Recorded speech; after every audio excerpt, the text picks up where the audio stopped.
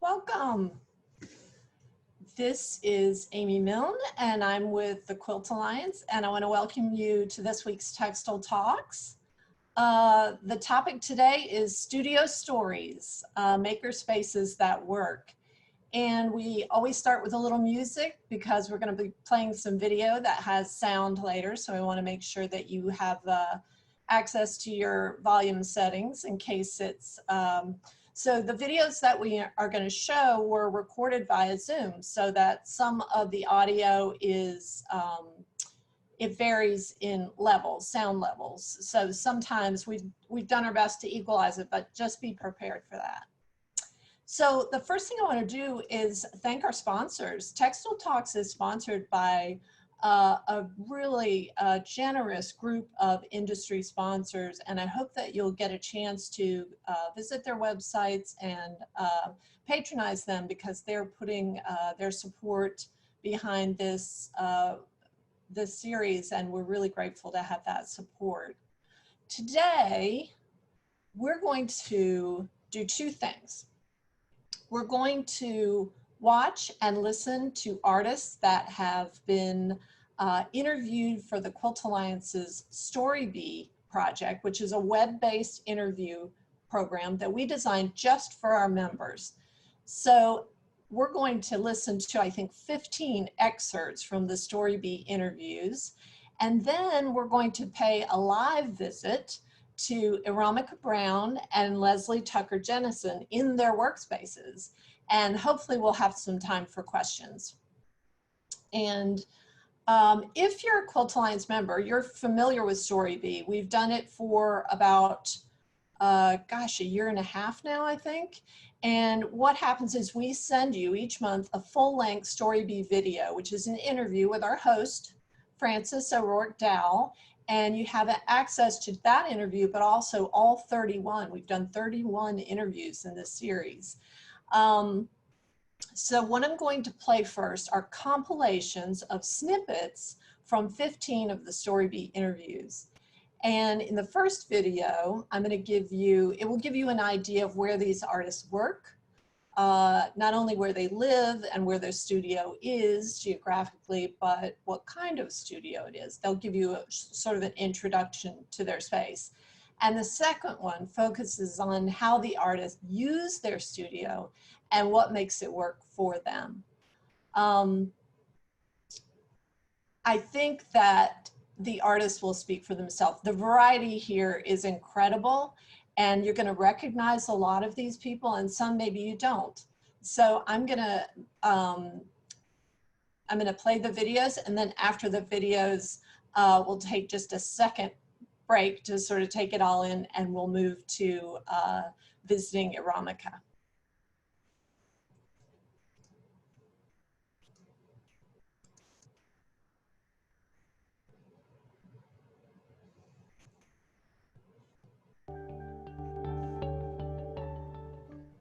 Okay, so I'm so excited to share my studio with you. We're on Washington Island. Frances and I already talked about that. And so my little studio is not in my home when I'm in Wisconsin. So I'm going to take you through the yard to the little boathouse. So let's go. And Scrabble's coming along. Come on, Scrabs. So I'm walking through the yard. The lake is back behind me. That's Lake Michigan. It's pretty calm today. Some days it's very, very busy. And so I just walk about 100 paces, and even though we have a kind of a large boathouse, not that big of a boathouse on the water, we're not sure this little shed ever was an actual boathouse, but we call it the little boathouse. So here's the pathway. My husband Mark built the pathway for me, and he put rocks on each side of it, so cute. So we walk through the forest, kind of. Scrabble's on her way in. She's preceding me. She has a reason for preceding me. My oldest Hannah painted the Scandinavian hex sign.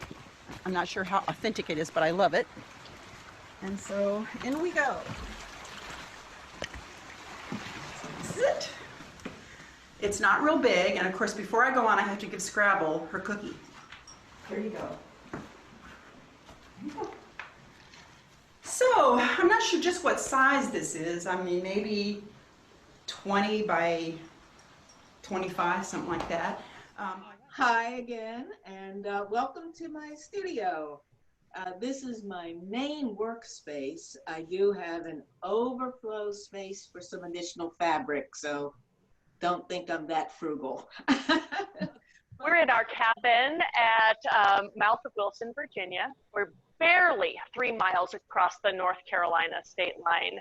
And we've had our cabin here for about the last year and a half. One of the things I absolutely love about coming to the cabin for long weekends is the ability to hand stitch. So that's why we're starting here in the family room. This is my current long-term hand quilting project. You might recognize some of these fabrics from circa 1998 or so. Yeah. Okay, so I'll give you a little tour of my studio. This is one room. It's just a spare bedroom in my home in the basement. This is the window that one time when I was working down here became totally dark, and I looked over to see a bear filling the entire entire space.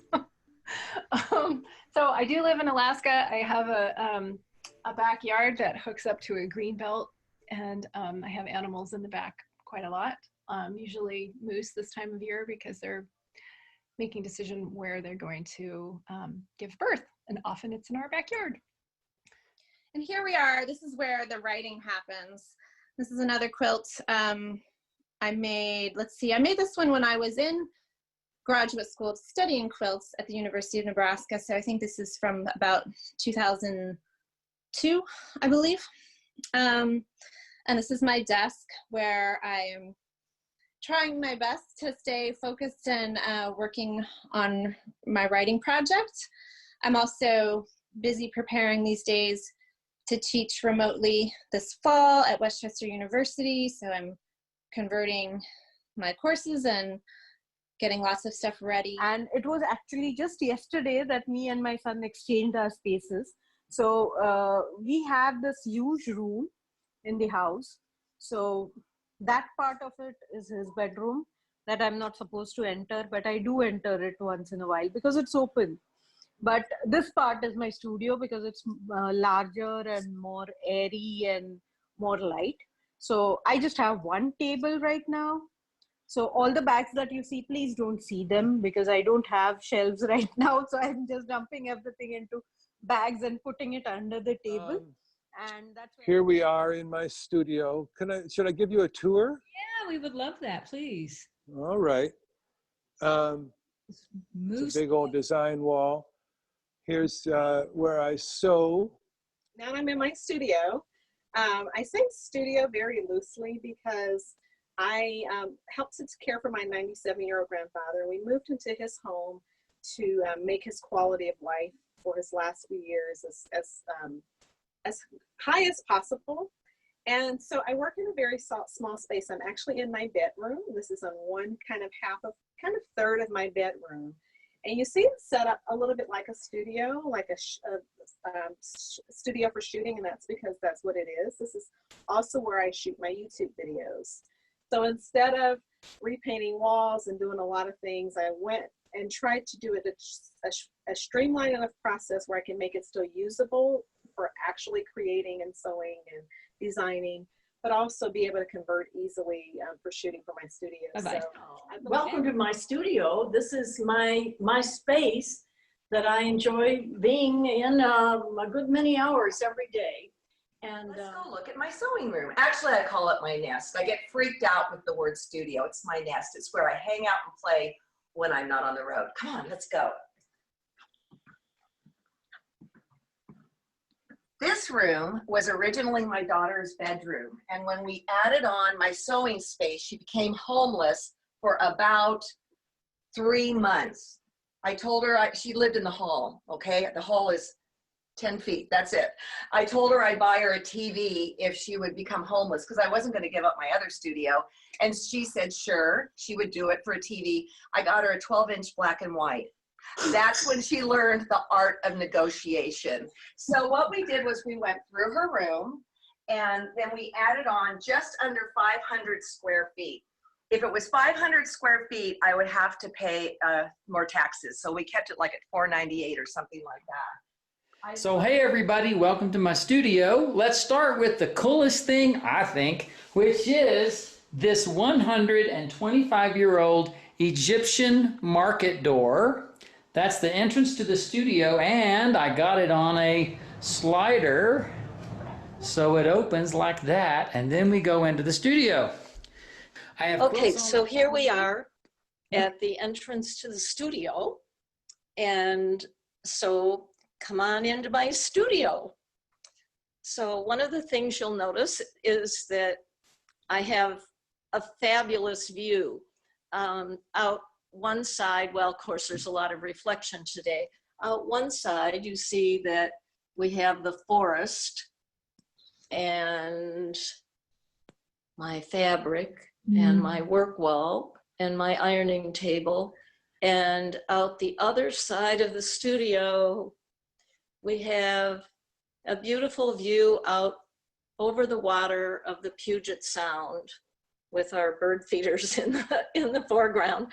And on a clear day, you can see Mount Baker straight out the window. So I get a lot of inspiration just being at home, looking out the window. Take a tour. So, well, this is my studio. A month ago, it was the master bedroom. I used to have a studio outside of the house, but we moved into this new place, and I decided to drop that studio and come work at home. And so this is where I work. I'm really lucky to live in a mid-century house. And so our house has 7 sliding glass doors. And so one of those sliding glass doors is in my studio, which gives me great light. So I'm really lucky about that. So we're gonna sweep past the view. My studio is about 1,000 square feet, I think, and it has very high ceilings. It's got great light. So I have south and west exposure. And here's Victoria now in her studio in New York City. Hi, Victoria. Hey. Hey. I'm hoping we can start off with a tour of your studio. Can you walk us around and show us some things? Well, I can do a little spin. I wouldn't say there's all that much room to do a walking tour, but you'll get a pretty good view of what happens in this space. So we are in my New York City studio. This is a space where I create everything, but is not open to the public. I have a store also in the same building, which is open to the public. But this is where I'm doing my daily work. And you've caught me at a time when I'm working on probably 15 to 20 projects all at the same time. January is a time when I'm not traveling so much, so I'm home. And when I'm home and not traveling, I got to be sewing my little brains out. So that's exactly what I've been doing this week.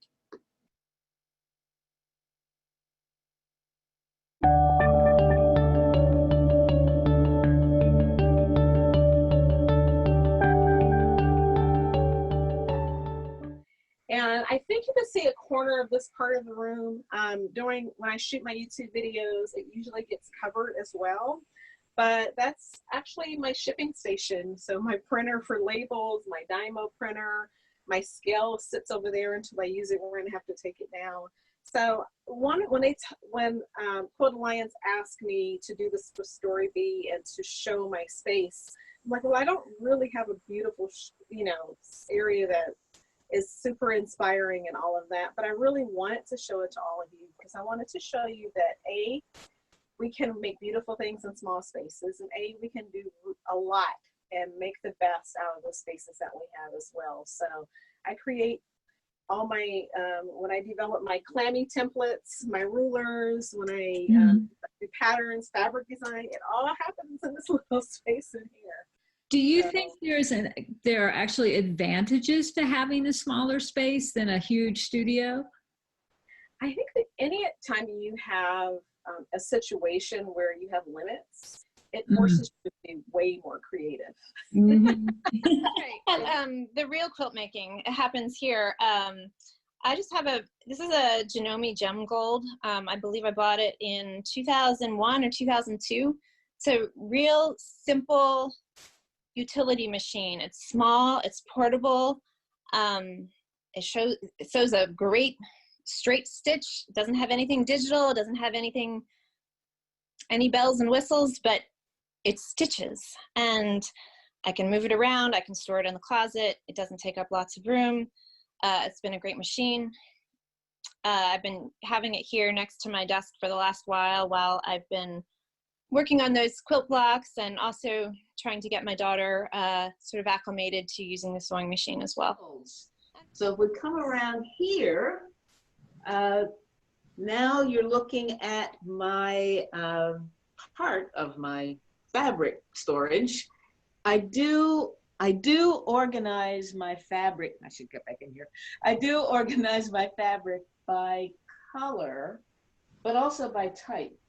These fabrics in the top two bins here are the ombres that I was talking about. So, and then my favorite iron I've ever owned, a Laura Star from Switzerland. Ooh, pretty. Yeah, baby. It's got a hose. Chainsaw. Yeah, it looks like a chainsaw, a pink chainsaw. With my big ironing table. Here's my library of quilt books and a few art books. Yeah. Primarily quilt books that where I'm always reading and doing research. This is my favorite stuff. Yeah. And then here is just fabric sorted by, oh, this is from Japan, Africa, Indonesia, and so on. Oh, amazing. That bin. So that is how I use this cart a lot in my studio. So every time I change a project, I will change the way it is organized, so that I have usually things that I require frequently, I'll just keep them on top. And like if I'm making a quilt with a lot of blocks, I'll keep the fabric and my scissor and my rotary cutter and everything on the top. Once I finish the blocks, I'll keep them in the second bin, so that when the time comes to put them together, I can get them out easily. And the last bin will be for extra supplies like secondary stuff that you need. So thread and stuff like that usually goes into the bottom bin. This is the entirety of the stash at the cabin. It's not really huge. The cabinet came from IKEA, as did the cutting table, but it's got everything that I need to work with all of the colors I love to work with. So for me, it's not the print on the fabric that is the main event. It's the ground color of the fabric and how it's going to play when it's cut up, whether it's a big print or a small print or a tone-on-tone. I want all of the colors of the crayon box at my fingertips, so when a block idea comes, I have enough variety to pull together what I need. These little baskets came from Dollar Tree, and one of them holds a lot of 10-inch layer cake squares that I can pull from regularly. The one underneath it has some bigger 6.5-inch squares. I've got charm squares and other things. That's my machine. It's got the knee lever. It's got the big expanse that I can pull things up on. So that's one of my favorite places to be. And you can see what I use when I quilt. I love this ball. It just works so great. It's got a nice back on it, and it's a great way to sit at my machine. Plus, I enjoy looking outside. I think everyone has to look outside. So this is basically my workspace. It's about half the size of the workspace that I had when I lived in Paducah and had my big 8,000 square foot studio with a classroom and everything. But I'm finding, well, first of all, I don't have to store everything in my studio. We have a wonderful dry basement, and a lot of my stash and my hand-dyed fabrics and archives and extra sewing machines are stored there.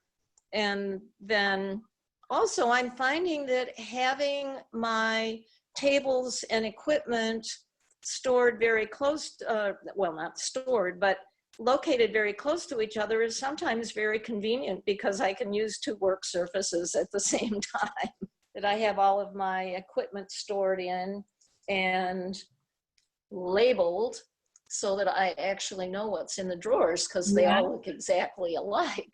Hey, Carol, Yes. So I'm noticing that your studio is super neat. Do you keep it at this level of neatness all the time, or clean up for us? When I'm in the middle of piecing a quilt, there is just fabric stacked everywhere. And no, it's not this neat all of the time, but I do like to work in a neat environment. So usually before I start quilting, I kind of clean things up so I'm not looking at all the clutter. Right. And I'm going to hand this back to Ron so I can show you the thread. Good. So I have all of my threads chromatically arranged.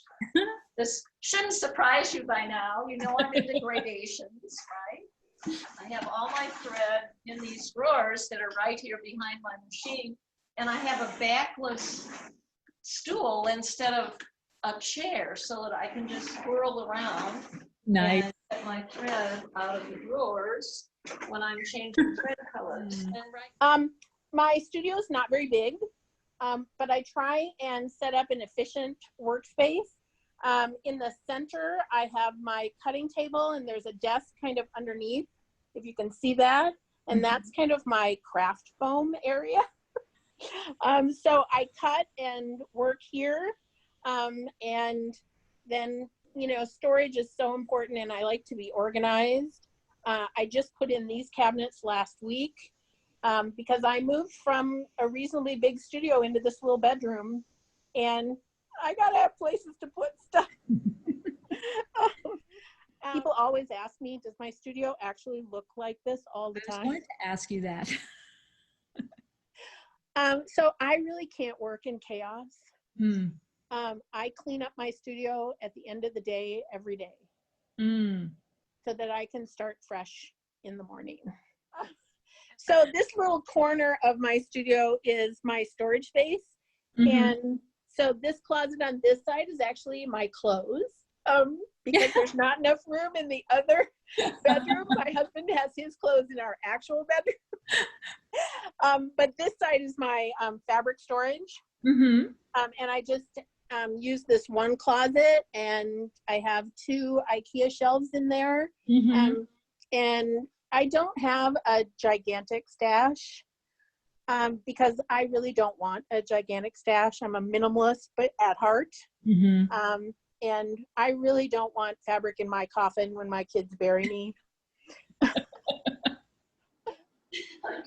Doing a little shipping. That's my desk where I work over here. So this is unfortunately where I spend most of my time, on my chair, on my computer, the big screen, doing stuff. And usually I have, this is the wall where I put all my stuff that I'm inspired by, but it's empty right now because we taught a workshop on Saturday.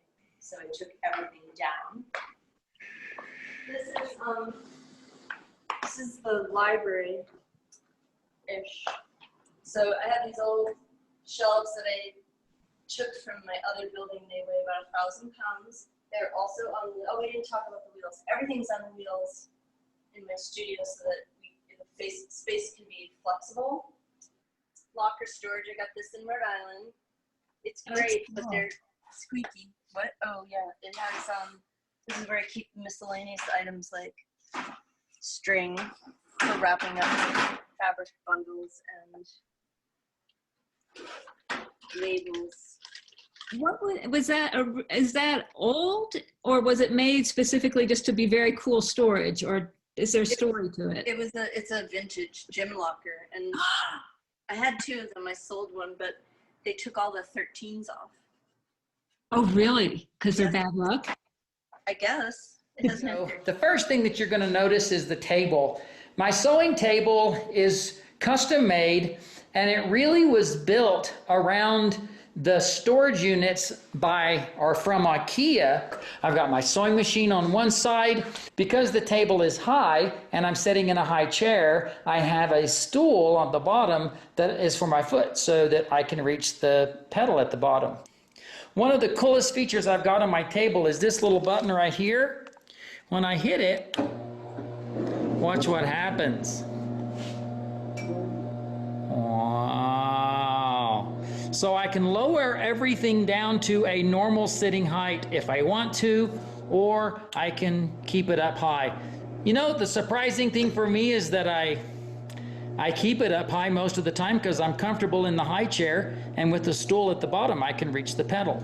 Then I've got all of my little units, and my units have scissors, cutters. Of course, I've got a drawer with pins and needles.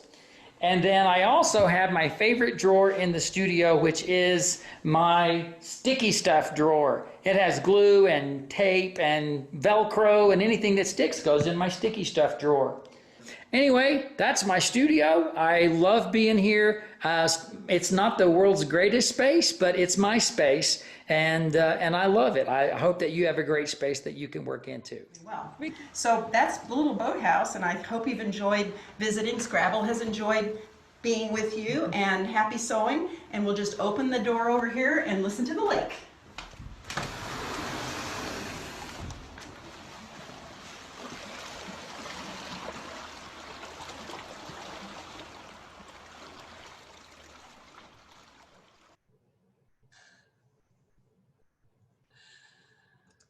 I love it. That's a great way to end it, isn't it? So these are all interviews with quilt makers. The name of the show is StoryBee, and you saw Frances O'Roark Dowell, who is our host. And one of the things I love about the interviews is when Frances really just gets in there and pries. You know, what kind of iron is that? What kind of sewing machine is that? Are you messy? Are you neat? I think she kind of channels what quilters want to know. She often asks questions before that we're all thinking on the production side of Zoom that, you know, we're in the background that we would have asked. So she does such a great job, and it's really interesting. As you can see, the difference between the spaces is vast. And I think you could do a drinking game with the word IKEA because that ends up being repeated. You know, that's a common source for organizational materials. But I hope you enjoyed that, and I hope you'll consider becoming a member of the Quilt Alliance. As you support us, you get to see these, a new episode every month, and the archive of all 31 interviews is available to you at all times. I'm ready to move on now, and I want to introduce, we're going to have the second part of our show where we're going to do some live visits, and we're going to start with Earamichia Brown, and she's going to come on. And Earamichia, unfortunately, all my windows are stacked up, so I can't see if you're on. I assume that Yes, I am. I'm on. Okay. And Earamichia is a colleague. She's a friend, and she's the current Quilt Alliance board secretary. And E, as she is affectionately known, started out in fibers as a knitter. This is really interesting to me. I didn't know this before I read her bio. And she made commissioned garments and taught knitting. And she was introduced to quilting in 2000. And her passion for fiber art has exploded since then, and you'll see what kinds of things she makes in her studio. By day, she's an attorney, and her social media handle, Cocktails and Thread, hints at her passion for stitching and celebrating with friends. E, thanks for making the time, because I know you're busy, to show us your workspace, and I'll hand it over to you now. Great. Hello. Wait, let me see. Am I here yet? Hello, everybody. Let me just see if I can show you from where I came from. So I'm going to, let's see, can I do this? Well, yeah, let's do this real simple. Here we go. So that is where we began. That is in New York before I decided I needed a little more space. But again, remember, I just wanted to show this to start with because all of this stuff is here, and you're going to see the difference that just being spread out makes. I didn't add too much of anything, so you're going to see that. And let's get to showing the video. So I'm going to take you up to the studio. So one of the things that I did when I was looking for, a space, is I wanted something with a loft area because I figured that would be where all of my quilting would be done. And it was said to me, oh, is all that stuff going to stay out and open? So I was like, that is a thought. So this is sort of my sitting area, an open area that I get to come up to and kind of put some things out. And lay things on the floor, and, you know, and it's also convertible to space for other people. Of course, my love of golf, you know, is visible as well. And then you can take, this is my start of the studio. It's really just a Jack and Jill type area converted for my purposes. There's also like this cool data center, so that's where everything stays up here. And I get to use this trusty, I guess you'd say, landing space to put things on. And this is where I used to sit a lot before my work office downstairs was set up. So this is everything for my creating. And this is the space that I sit in. I have a design wall in the other room, but I often use this wall to kind of just put things up. And then when I started a mentor program with SACWA, I realized I needed a calendar. So I was able to put one of those sticky calendar things up there, and also have a blackboard so I can keep track of stuff as well. Of course, you know, always got to have your trusty supplies handy. You know, this is where I love to iron. I have all my special, you know, little, like everything misty fuse and all that stuff is in there, some freezer paper. And again, we're just gonna say this isn't normally as clean as it is, but this is what I was happy to do, is have my main sewing area. And like I said, all of this stuff was in New York. And I had a design wall in that one room too. And all the fabric that you're gonna see was also in the closets in New York. So I didn't want to damage the walls at all because I wasn't sure if I was gonna keep this up. So I actually created a foam board. I took big foam boards, cut them down, and added some batting to it. You can see they're taped together up at the top, you know, to create a design wall so I wouldn't damage everything. And then again, remember, this is just on its side, but this was also in that same room in New York. And shockingly enough, all of what you're about to see was in New York in the closet. It's just now spread out. This is my stash. I kind of organize everything, you know, it's sort of organized by colors, themes. And then of course, when I get new stuff, I put it in there. I keep some projects in those lovely, everybody take a drink, IKEA shoe boxes is where I put that stuff at. And of course I have it set up. So I have a little, if I want to iron real quick, that's my main sewing area. That actually has a funny story. It's missing a letter, but that's my name when I was in high school. My little high school boyfriend was in shop class and made my name, but he forgot the I at the end. So that's why we didn't last, because I guess it was, you know, meant to be solo. But, and then we go to this space. And like I said, this was in the other room as well. So the only thing that was not in New York was this table that's right there. But my sit-down long arm was there. And one of those tables, that's my silhouette that I need to start using more. This is kind of where most of my, what kind of sit-down? Oh, it's a Juki Virtuoso Pro. It can also go on a frame if someone has a frame. This, of course, is a nice little sitting area. You know, hopefully there's going to be maybe a library. You know, I would love something that goes up and down, like I think Ricky Tim's had in his. This is kind of where most of my thread is whenever I'm stitching over here. And, you know, we all talk about IKEA, but we need another little container there. And because you have to keep your Juki box, I have to figure out where I want to put that.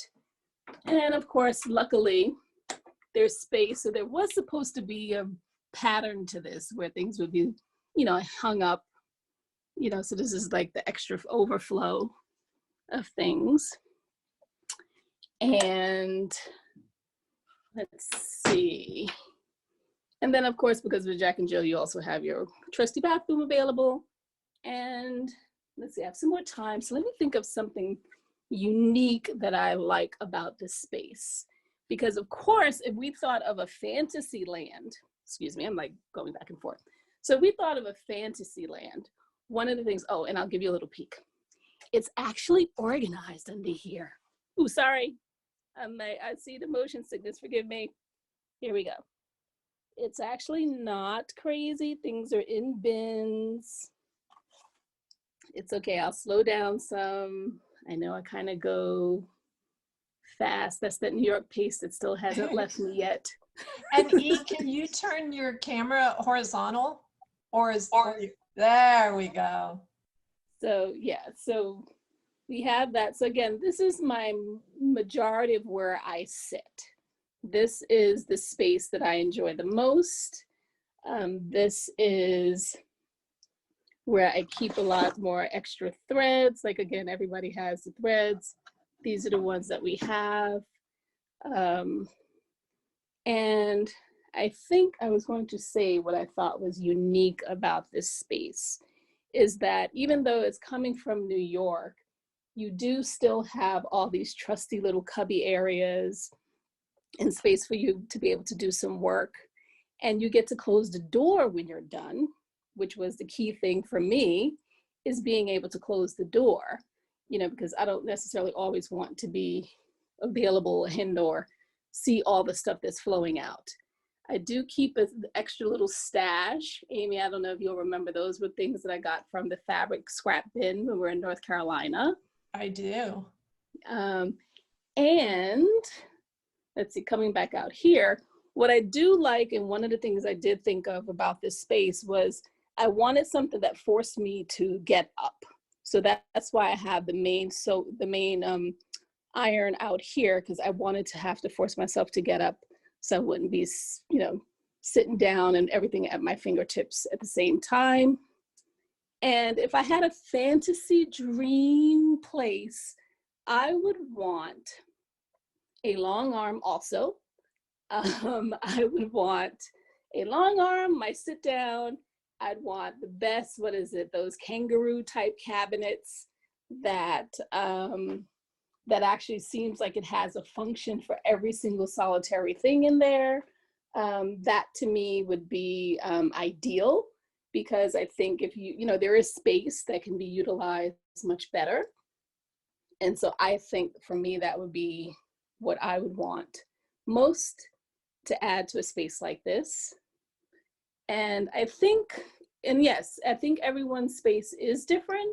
And I think what works for us is different. So for me, this room just was supposed to be something separate, because if I'm in here, I can set everything up on the side. I can have my cup of coffee. I can have the music playing, and I can just quilt. And that's all I'm doing in there. I'm not thinking about what's on a wall. I'm not getting misdirected from projects or anything like that. And I think that is why, for someone like me, who's all over the place whenever they're creating stuff, because I'm always all over the place.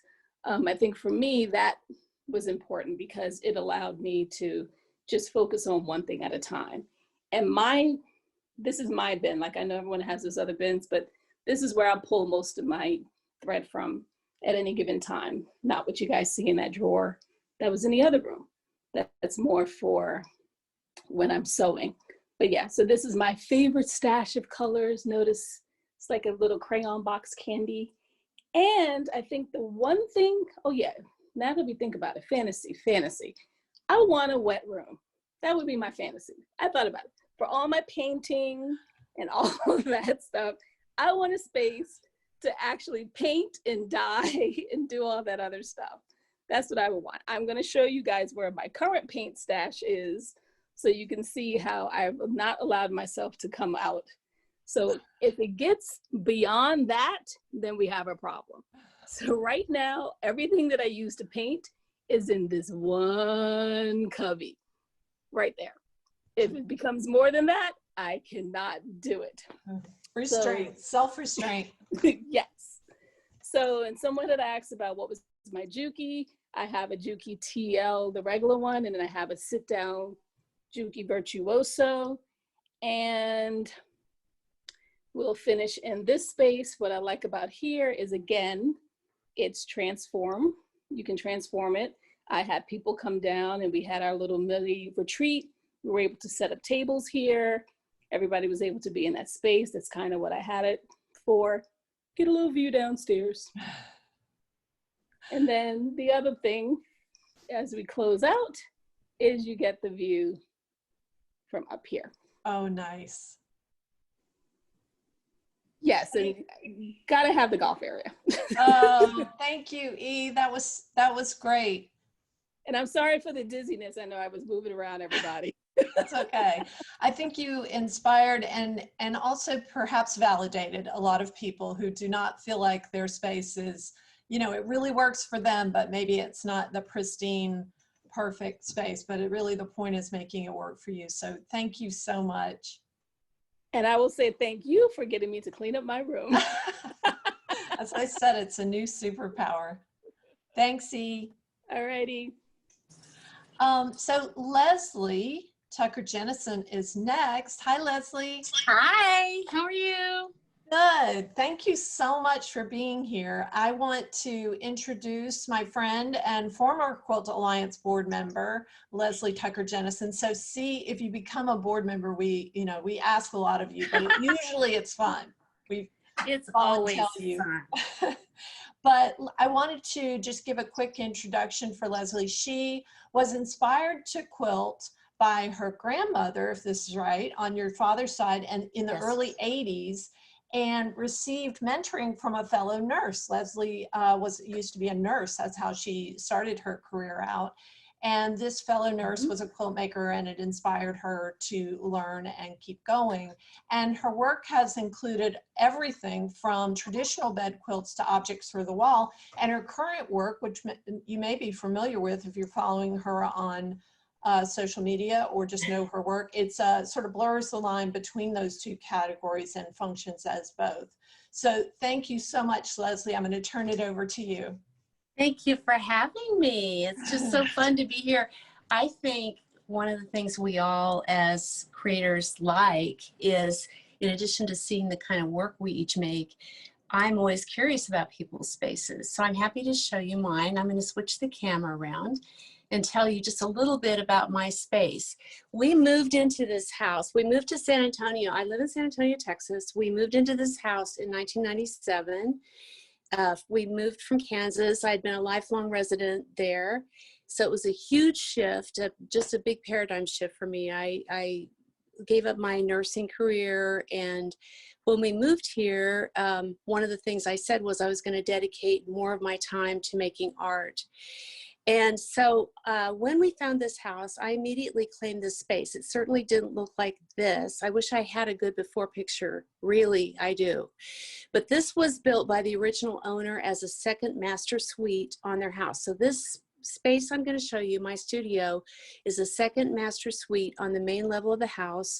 When we bought the house, this was definitely didn't look like this. It was all wallpapered in about 4 different kinds of navy blue wallpaper.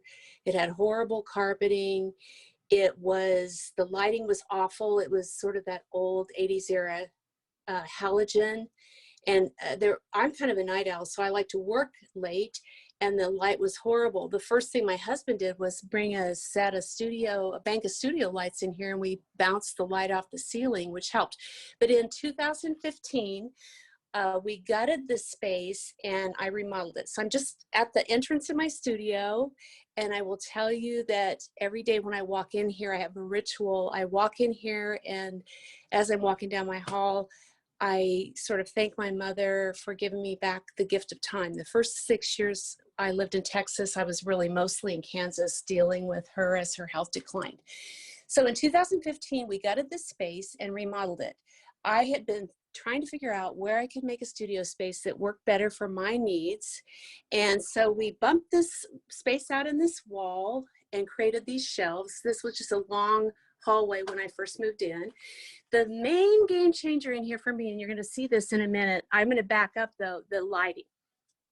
The lighting was the main interest in my getting the remodel done. I'm going to show you, before I go in and show you the space, what this lighting will do. I can either bounce the light up or down or both, and I also have the capacity to dim this light or brighten it. And so I don't get any cast shadows anyplace. This is LED. It's sort of like, think about your traditional fluorescent lighting only this is LED. So it never gets, we never get any of that flicker. We never get any, you know, it lasts forever. It's a super low maintenance, and it's suspended from the ceiling. We did a lot of, my architect and I did a lot of due diligence before I selected the sliding. So I've got 2 of these. Oh gosh, I knew somebody was going to ask me that. I tell you, I will get that. I must have a mental block against remembering what this is. But one of the things I can do is, if there's a way to get this information back to Amy, I'll definitely post that so that everyone can know. But one thing I'll tell you is that if you go to an office lighting place, they're going to have this kind of lighting. And there's a lot of different types of it, but this has worked so well for me. It just has really changed my life. So as far as the studio space is concerned, again, it was an old master suite. So I have a total of about, I want to say a little over 850 square feet.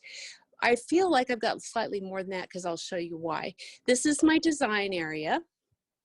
And one of the things I did incorrectly at the beginning was this entire wall is a design wall. So the type of material this is, and I'm going to try to get closer so you can see, these are 4x8 panels. I just have them screwed into the wall.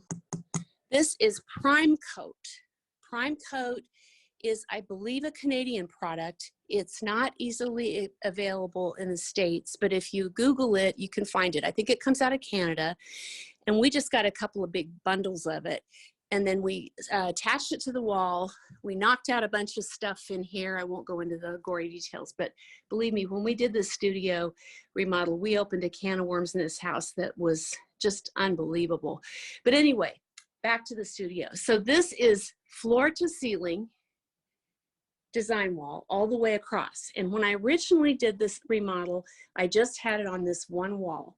And almost immediately after I moved back in here, I asked myself, why didn't I wrap it around this wall? And why didn't I put some over by my sewing machine on that wall? Well, bad luck brings sometimes good things. We had a flood in here, which ruined my floor, and we had to tear out some of the sheetrock. And so when we were putting it back together, I said, hey, while you're in here, please add this design wall onto these 2 spaces. So I was able to expand my design wall. You know, it's sort of like having enough drawers. Do you ever have enough drawers in your house? You can always manage to fill them. The same as in a studio. This is a huge design wall space, and yet I'm telling you, I can always manage to fill it up, as you can see. So I've got a couple of things under construction here. We put some noise attenuating material underneath these floors, which also acts as a little extra cushioning. This is just wood floor in this area. My fabric, I'll just walk around. I sort my solid fabric by value. You can kind of see that going from light to dark. So I use a lot of solids in my work, but I also use a lot of prints. And so over here is, I call this my thinking couch. This is actually a fold-out sleeper sofa. It houses a queen-size, very comfortable queen-size bed, believe it or not. So I sit in here a lot of times and I read, I make notes, I do a lot of work actually sitting on the couch. And in front of that is some of these objects are from my collection that's due to drop in stores next month. I've also over here in the corner got a couple banks of studio lights, and I use those for photography because as good as this LED lighting is, it's not great for photography because it's a little too warm. It's not really full spectrum. So when I'm doing quilt photography in here, I do it at night so that no ambient light what am I saying? I want to have no competition between bad ambient lighting and the LED. So I wait till night. I set these 2 banks of lights up, and my husband rigged this up, but it's basically 6 of these small barn door lights, and somebody's asking me the brand. I wonder if I can find the brand on here. They are, well, it's gonna come in backwards maybe, but Yongnuo Digital. And you can find these on Amazon. And they come in all different sizes. Again, these lights are dimmable. As you can see, they've got barn doors. These are called barn doors. So you can control the brightness. You can also control the direction. But we put 3 of them up on these tripods so that I could get really good equal lighting. And I point those at a 45-degree angle to the quilt. And so that solves the issue because, you know, some of my quilts are pretty large and I just didn't have with the traditional photography lighting, which I also have, but I found that those tend to work better. So this, I just finished well, it's not fully constructed, but this is from my upcoming line warehouse district. So I've got, thanks to the pandemic, quite a bit of hand piecing. I've made quite a few quilts. I have this wonderful table, which again is an office supply. This is what I use as my cutting table. The magic of this table is that it raises and lowers. It's on electric, and I can raise this sucker up to 60 inches. If I had the fairy come in here and give me something I wish I had was, I wish this table surface was just slightly wider, but it works for me. So, you know, ideally maybe it'd be 36 inches wide. I believe it's about 30 inches wide. My husband found this online at I think it was called desks.com or something like that. And he has a couple of these in his office too. Originally, I thought I wanted 2, but really I find I can get along just fine with just 1, and I'll show you why. I have a really ancient, I think this is an old horn sewing table. And then I pull this little Sew Easy. This is one of the little ancillary tables. When I've got something where I'm pulling fabric or I've got a project going, I will put I'm trying to get myself in the habit of setting my fabric I'm working with here instead of here, because I have a tendency to clutter up my table. Even now it's cluttered. So, and then here's some other prints and some more samples from the upcoming line. So I'm a kind of a bowerbird. I love all kinds of fabric. I love a lot of designers, and I really love working with other people's fabric as much as my own, to be honest with you. And many of you know that I'm a surface design artist. I make my fabric by working at the print table. So here's my wet studio, which I'm walking through. And this was a master bath, a horrible 80s master bath with 2 vanity sinks and 2 horrible long skinny closets that were, you know, just became McGee's closets for me. Yes, this is my wet room. So when we did this remodel, we completely gutted the entire space. We took out, there was a gigantic bathtub in here and a really big shower. And I said, cut a hole in the wall and give me a door. And so they took the tub out, but we left, you can see on the floor here, right here, there's a drain. And I said, leave the floor drain in here because who knows, I might need it.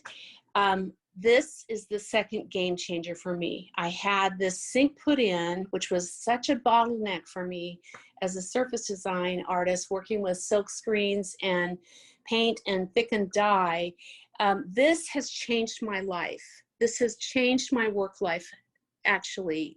I'm not exaggerating about that. So we put some cabinets above the sink, and I use these for my dye and some of my tools for the work that I do. And I've got all my Procyon, and I've also got natural dye up there. We originally thought we were going to stick a refrigerator underneath here, and the space was made so that I could do that, although I haven't done that yet. And that might happen, I don't know. But I've got my ancillary stuff, extra bottles, etc. under there. We kept my mother's stackable washer dryer from her little apartment in her retirement community. And when we got finished in here, we moved that in there. So that was my mother's originally. It's quite old. And we lowered, or we reduced the size of the shower, but we left it in here because actually this has come in pretty handy. Right now it's also kind of a storage area. But I do a lot of rinse out here. I actually took the shower nozzle off and put a dog washing sprayer because I do a lot of soda soaking, and then this is a spinner in here. So then I can spray I can spray things clean if I need to. I also keep a couple of tables in here, but these are going to be eventually moved out. I just got a shed built. So some of the things you see in the shower are going to go outside. And then here's my little bathroom.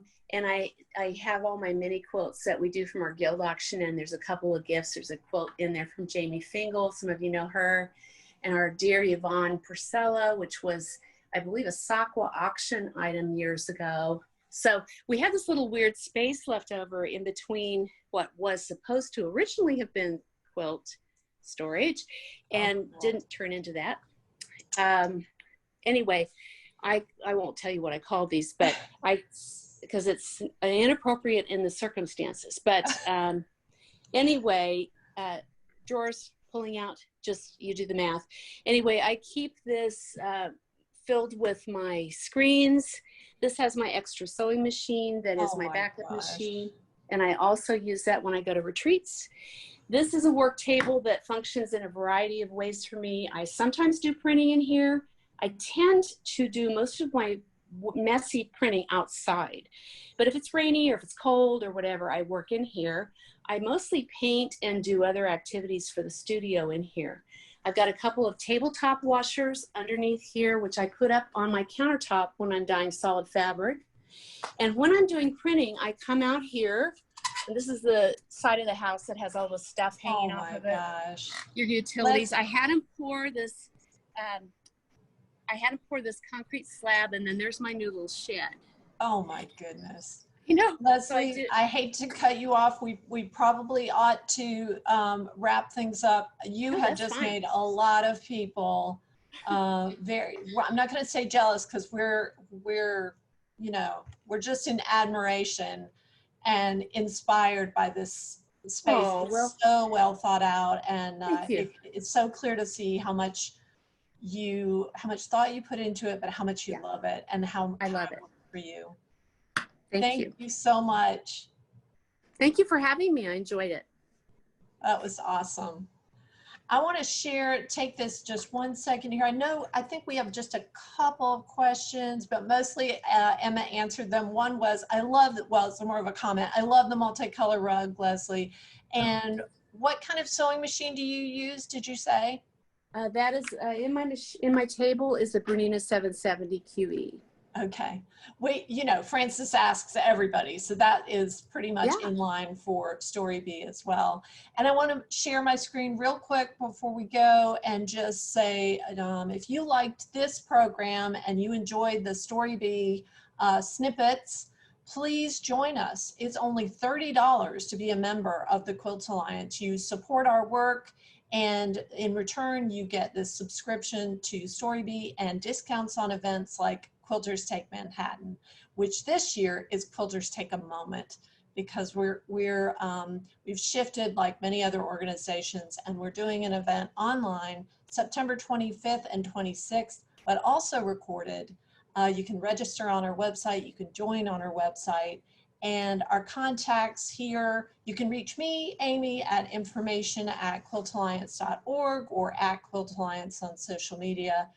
And Earamichia is at Cocktails and Thread, and Leslie is at Leslie Tucker Jenison.